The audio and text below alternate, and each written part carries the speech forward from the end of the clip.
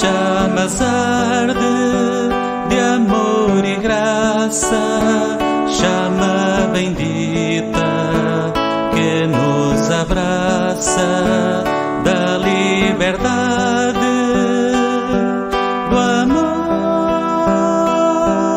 amado, fonte de vida, doado, amor imenso, amor que não tem fonte, fonte do amor, Trindade Santa, amar de amor, Trindade Santa, fonte do amor.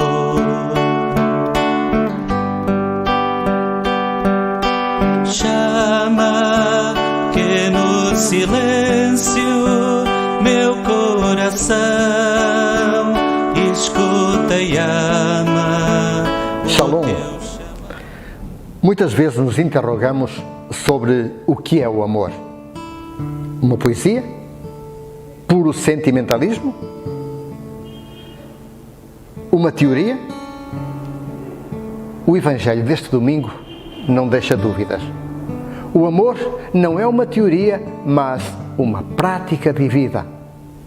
Ser cristão não é cumprir umas tantas regras ou umas tantas devoções ritualistas, às vezes tão vazias. É mais do que isso. É uma prática de vida caracterizada pela corresponsabilidade com o irmão.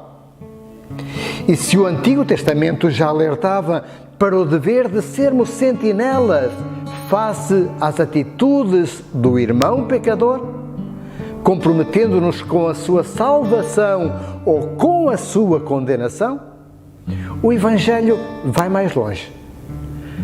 A atitude cristã não consiste em condenar, mas em tudo fazer para salvar.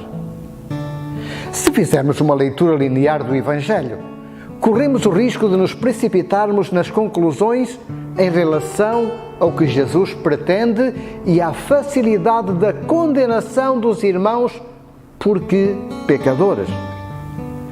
Passará pela cabeça de Jesus a condenação do pecador e o desprezo pelo ímpio? Se tivermos em conta o seu jeito de agir, perceberemos que no seu coração só há lugar para a misericórdia e o perdão.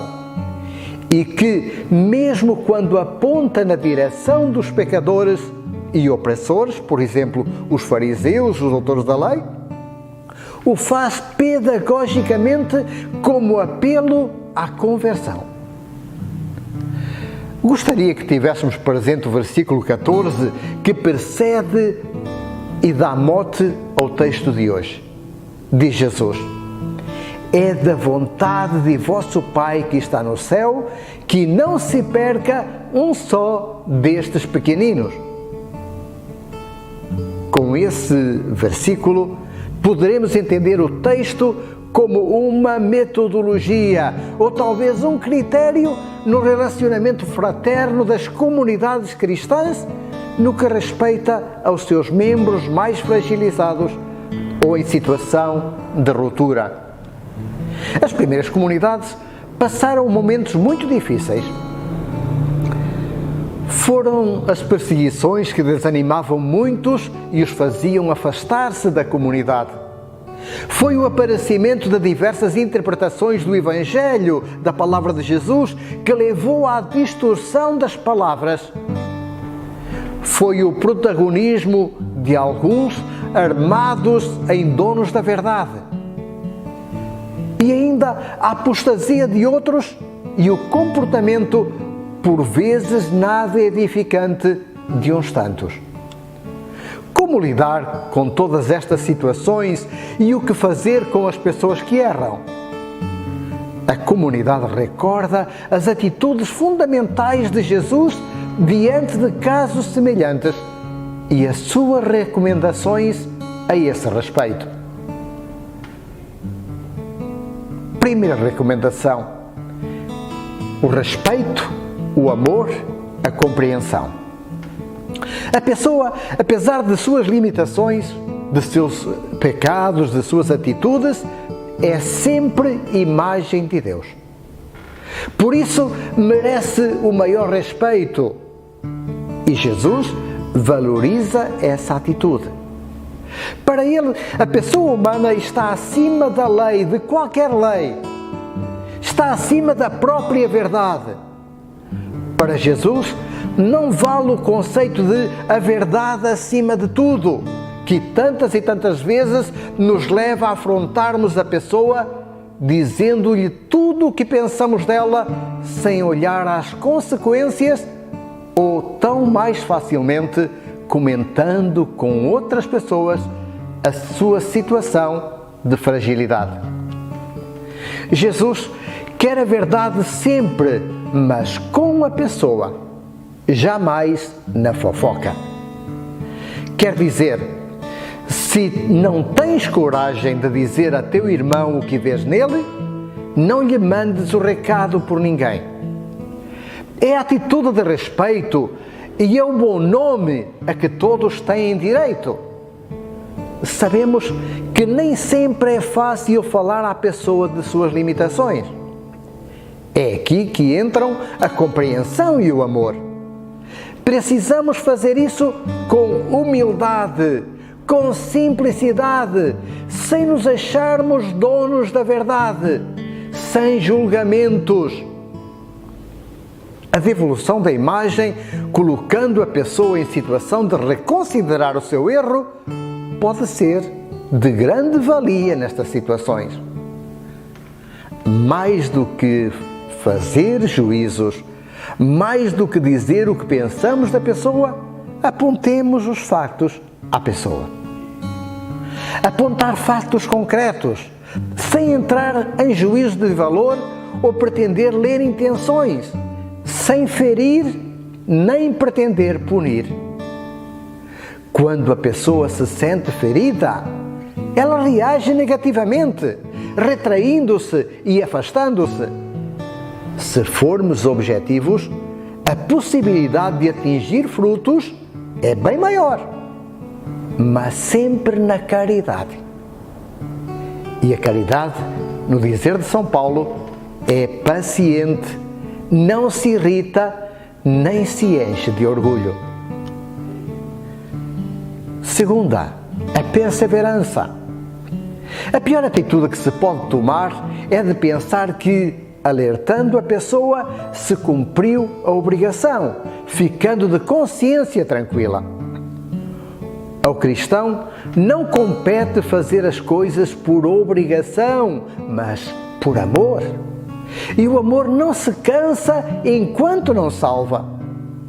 No seguimento de Jesus, o discípulo fará tudo o que estiver ao seu alcance para não permitir que o seu irmão se perca. Por isso, quando se sente incapaz de agir sozinho, deve socorrer-se de alguém idôneo que possa não apenas aconselhar, mas ser um aliado. Também aqui a caridade é importante. A pessoa não deve sentir-se pressionada, antes precisa de um clima de amizade, sinceridade e compreensão para se sentir estimulada. Sentir que os outros pretendem somente o seu bem, sem influenciar a sua decisão ou censurar suas atitudes. Mais importante que corrigir é promover, disponibilizando-nos para acompanhar a pessoa no seu processo de dignificação. Terceira, a oração. Antes de falares de Deus ao teu irmão, fala a Deus do teu irmão. É Deus quem converte. É Deus quem muda os corações. A nós compete somente ser instrumentos, sinais do seu amor. Mas, para que isso aconteça, é indispensável vivermos em comunhão com Ele. A oração É a relação profunda e íntima com o Senhor que se faz não em atitude individual, mas sempre de modo pessoal e comunitário. Orar comunitariamente é tornar presente o próprio Cristo, que se faz Ele mesmo intercessor, mediador junto do Pai. Orar para pedir luz, para pedir discernimento, para melhor agir, para poder ajudar, para poder servir e nunca buscando a mera satisfação individual. Orar sentindo-nos Igreja e comprometendo-nos com a Igreja na sua missão de reconciliar as pessoas entre si e as pessoas com Deus. Orar através de Cristo, com Cristo e em Cristo, deixando-nos impregnar pelo seu amor e pela sua misericórdia.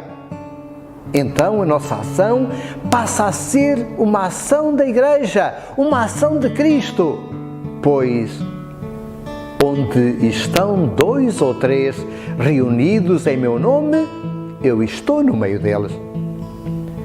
Tudo isto para sermos sinal da misericórdia de Deus na vida do irmão.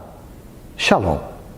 Vozes de paz estão se ouvindo. Vai pela estrada o peregrino.